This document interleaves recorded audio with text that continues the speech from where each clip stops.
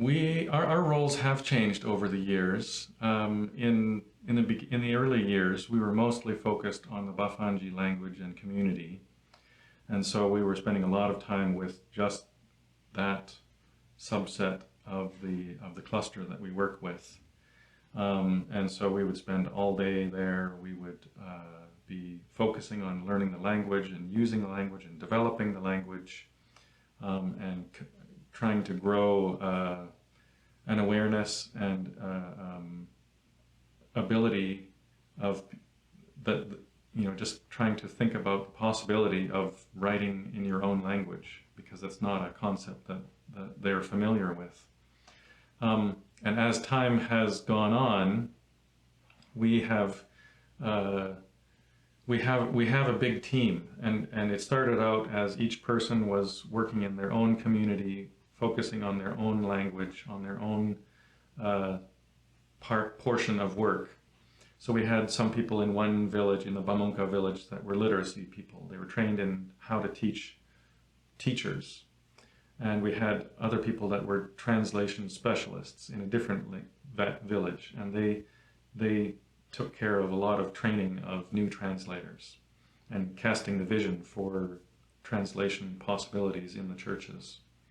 And then there were people like us in the Bafanji language area that focused a lot on the language side of things, how to create an alphabet and write down a grammar and establish a dictionary and have all of these tools so that future language development can happen with greater ease. So as the years have gone on, I've found that my sphere of influence has expanded to more of the languages in our cluster. Quite a few years after we started working in Bafanji, we had a way of working where we would have workshops, and people would come, potential or current translators and potential or future literacy teachers would come together and study their own language with us. So about 5 days at a time, we would look at nouns for 1 week and say, how do nouns work in our languages? And whatever we would learn in one language, we would display it and show it to others, and they would say, oh, in our language we do it like this. And there was a lot of cross-fertilization, and I got exposed to different languages in that way, which was very interesting. I really enjoy seeing how different languages are different and similar to the one that I have specialized in. And so as the years have gone on, I've seen a greater openness and more involvement in other languages.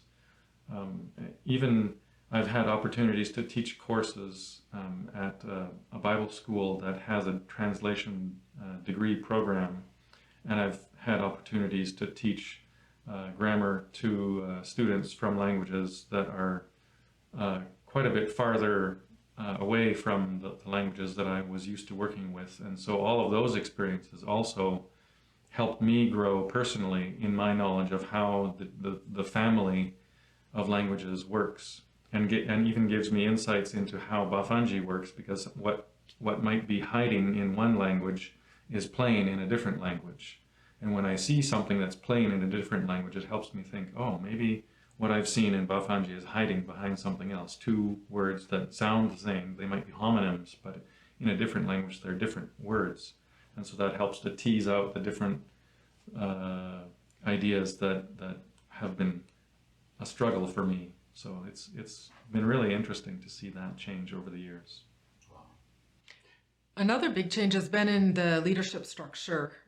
When we first came, it was a Canadian couple who felt called to the area and started in one of the villages, and quickly was joined by an Irish couple in a different village. And we came to another village, and two single ladies came to another village, and then some short-term people came into some of the other villages. And just kind of getting it off the ground, getting all the alphabets together, and the beginning of literacy going.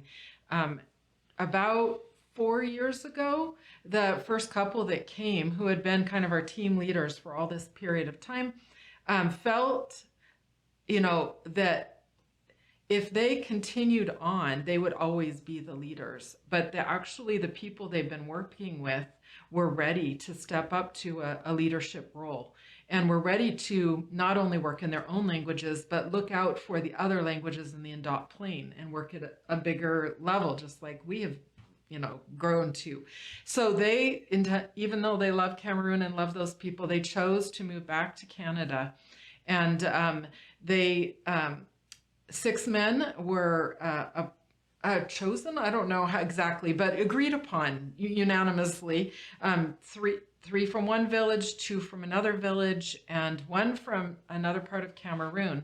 And they worked together to oversee the 10 languages and to help things go forward. So the one that's from another part of Cameroon has moved on to another project, but there's 5 men who are leading us in the, and now we are serving under them, and it really works well. Cam isn't in a leadership kind of a relationship with them, so they can be the leaders. It was true that the other team probably had to go because they would have always been the papa.